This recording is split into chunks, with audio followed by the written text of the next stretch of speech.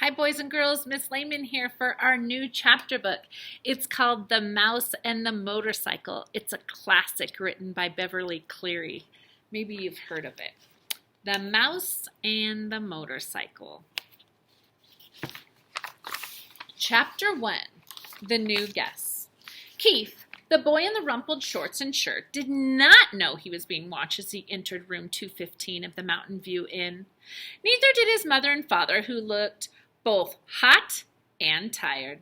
They had come from Ohio and for 5 days had driven across plains and deserts and over mountains to the old hotel in the California foothills, 25 miles from Highway 40. The fourth person entering room 215 may have known he was being watched, but he did not care. He was Matt, 60 if he was a day, who at the moment was the bellboy. Matt also replaced worn-out light bulbs, renewed washers and leaky faucets, carried trays for people who telephoned room service to order food sent to their rooms, and sometimes prevented children from hitting one another with croquet mallets on the lawn behind the hotel. Now, Matt's right shoulder sagged with the weight of one of the bags he was carrying. "Here you are, Mr. Gridley, rooms 215 and 216, he said, getting the smaller of the bags on a luggage rack at the foot of the double bed before he opened a door into the next room. "I expect you and Mrs. Gridley will want room 216. It is a corner room with twin beds and a private bath." He carried the heavy bag into the next room where he could be heard opening windows. Outside, a chipmunk chattered in a pine tree and a chickadee whistled. Beep, beep, beep, beep, beep, beep, beep. The boy's mother looked critically around 215 and whispered, "I think we should drive back to the main highway. There must be a motel with a vacancy sign someplace. We didn't look long enough." "Not another mile," answered the father. "I'm not driving another mile on a California highway on a holiday weekend. Did you see the way that truck almost forced us off the road?" "Dad, did you see those two fellows on motorcycles?" began the boy and stopped, realizing he should not interrupt an argument. "But this place is so, old," protested the boy's mother, "and we only have 3 weeks for our whole trip. We had planned to spend the 4th of July weekend in San Francisco, and we wanted to show Keith as much of the United States as we could. San Francisco will have to wait, and this part of the United States. Besides, this used to be a very fashionable hotel," said Mr. Gridley. "People came from miles around." 50 years ago," said Mrs. Gridley, "and they came by horse and buggy." The bellboy returned to room 215. "The dining room opens at 6:30, sir. There's a ping-pong in the game room, TV in the lobby, and croquet on the back lawn. I'm sure you will be very comfortable." Matt, who had seen guests come and go for many years, knew there were two kinds: those who thought the hotel was dreadful and old, and those who thought it was charming and quaint and so quiet and restful.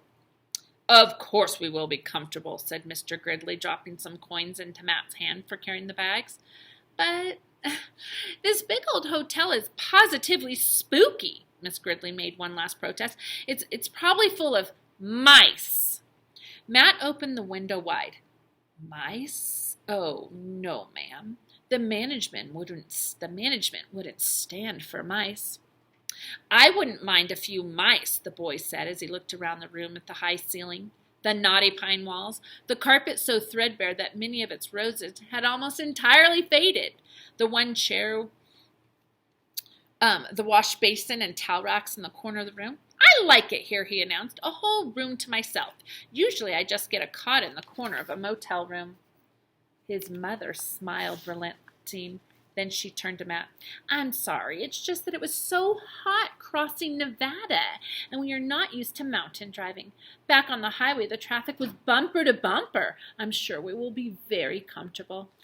After Matt had gone, closing the door behind him, Mr. Gridley said, "I need a rest before dinner. 400 miles of driving in that mountain traffic. It was too much." "And if we are going to stay for a weekend, I had better unpack," said Mrs. Gridley. "At least I'll have a chance to do some trip drying. Alone in room 215 and unaware that he was being watched, the boy began to explore.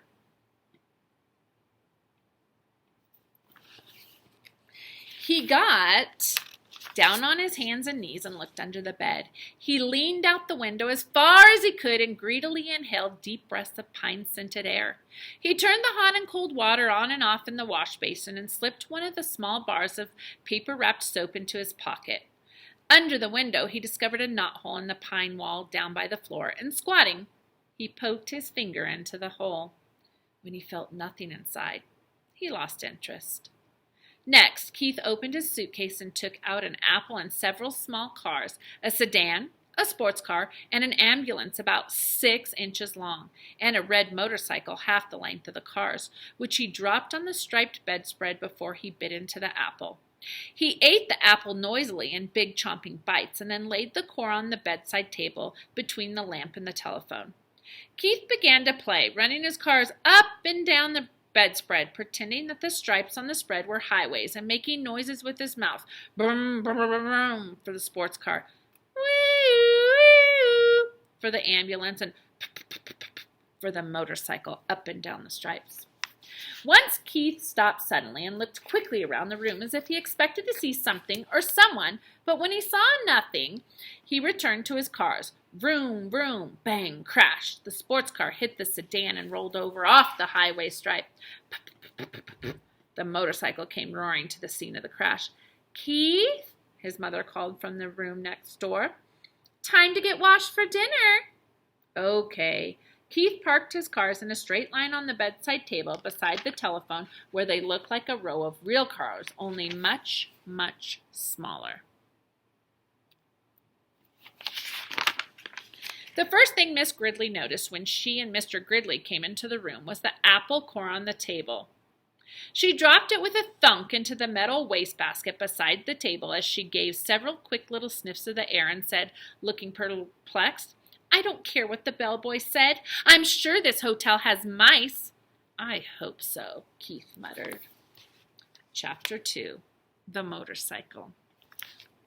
Except for one terrifying moment when the boy had poked his finger through the mouse hole, a hungry young mouse named Ralph eagerly watched everything that went on in room 215. At first he was disappointed at the size of the boy who was to occupy the room. A little child, preferably 2 or even 3, would have been better. Little children were messy, were always considerate. They were messy, and they were considerate about leaving crumbs on the carpet. Oh well, at least these people did not have a dog. If there was one thing Ralph disliked, it was a snoopy dog.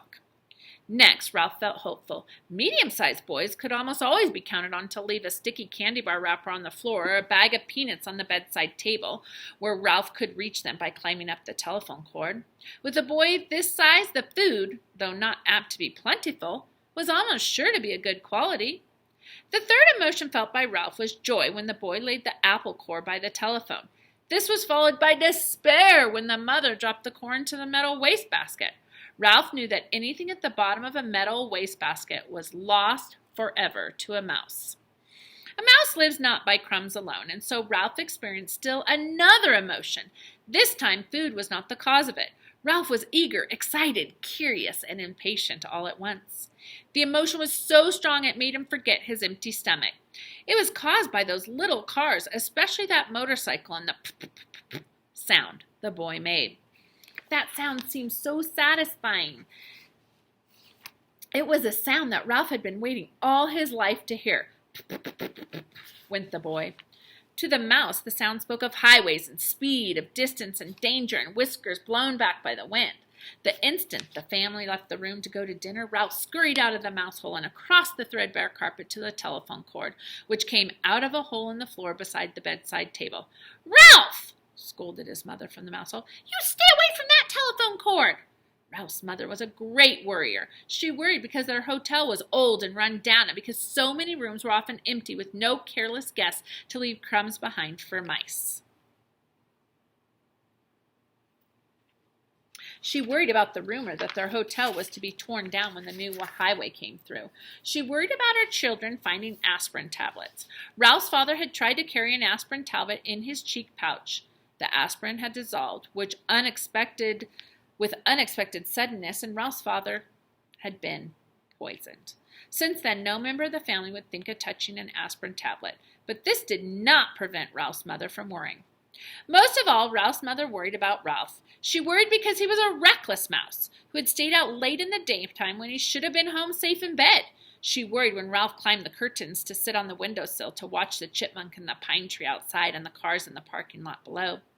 She worried because Ralph wanted to go exploring down the hall instead of traveling under the floorboards like a sensible mouse. Heaven only knew what dangers he might meet in the hall. Maids, bellboys, perhaps even cats. Or what was worse, vacuum cleaners. Ralph's mother had a horror of vacuum cleaners. Ralph, who was used to his mother's worries, got a good running start and was already halfway up the telephone cord. "Remember your Uncle Victor," his mother called after him. Ralph seemed not to hear. He climbed the cord up to the telephone, jumped down, and ran around to the row of cars. There it was on the end, the motorcycle. Ralph stared at it and then walked over and kicked a tire. Close up, the motorcycle looked even better than he expected. It was new and shiny and had a good set of tires. Ralph walked all the way around it, examining the pair of chrome mufflers and engine and the hand clutch. It even had a little license plate, so it would be legal to ride it. "Boy," said Ralph to himself, his whispers quivering with excitement. "Boy, oh boy." Feeling that this was an important moment in his life, he took hold of the hand grips. They felt good and solid beneath his paws. Yes, this motorcycle was a good machine, all right. He could tell by the feel. Ralph threw a leg over the motorcycle and sat jauntily on the plastic seat. He even bounced up and down. The seat was carved just right to fit a mouse. But how to start the motorcycle? Ralph did not know, and even if he did know how to start it, he could not do much writing up here on the bedside table. He considered pushing the motorcycle off onto the floor, but he did not want to risk damaging such a valuable machine. Ralph bounced up and down on the seat a couple more times and looked around for some way to start the motorcycle. He pulled at a lever or two, but nothing happened. Then a terrible thought spoiled his pleasure. This was only a toy. It would not run at all. Ralph, who had watched many children in room 215, had picked up a lot of information about toys. He had seen a boy from Cedar Rapids throw his model airplane on the floor because he could not make its plastic parts fit properly. A little girl had burst into tears and run sobbing to her mother when her doll's arm had come out of its socket. And then there was that nice boy, the potato chip nibbler, who stamped his foot because the batteries kept falling out of his car. But this toy could not be like all those other toys he had seen. It looked too perfect with its wire spokes and its wheels and its pair of shiny chrome exhaust pipes. It would not be right if it did not run. It would not be fair. A motorcycle that looked as real as this one had to run. The secret of making it run must be perfectly simple, if only Ralph had someone to show him what it was. Ralph was not satisfied just sitting on the motorcycle. Ralph craved action. After all, what was a motorcycle for if it wasn't action? Who needed motorcycle lessons riding anyway? Not Ralph. He tried pushing himself along with his feet. This was not nearly fast enough, but it was better than nothing. He moved his feet faster along the tabletop and then lifted them up while he coasted. Feeling braver, he bent low over the handlebars and worked his feet still faster toward the edge of the bedside table. When he worked up a little speed, he would coast around the corner. He scrambled his feet on the tabletop to gain momentum. In a split second, he would steer to the left. At that moment, the bell on the telephone rang half a ring, so close that it seemed to pierce the middle of Ralph's bones. It rang just the half ring, as if the girl at the switchboard realized she had rung the wrong room and had jerked out the cord before the ring was finished. That half ring was enough. It shattered Ralph's nerves and terrified him so that he forgot all about steering. It jumbled his thoughts until he forgot to drag his heel for brakes. He was so terrified he let go of the hand grips. The momentum of the motorcycle carried him forward, over the edge of the table. Down, down through space tumbled Ralph with the motorcycle. He tried to straighten out, to turn the fall into a leap, but the motorcycle got in his way. He grabbed in vain at the air with both paws. There was nothing to clutch, nothing to save him, only the empty air. For a fleeting instant, he thought of his poor old Uncle Victor. That was the instant the motorcycle landed with a crash in the metal wastebasket. Ralph fell in a heap beside the motorcycle and fell still. And that's the end of our first 2 chapters. Isn't this a good book? The Mouse and the Motorcycle. See you tomorrow for some more.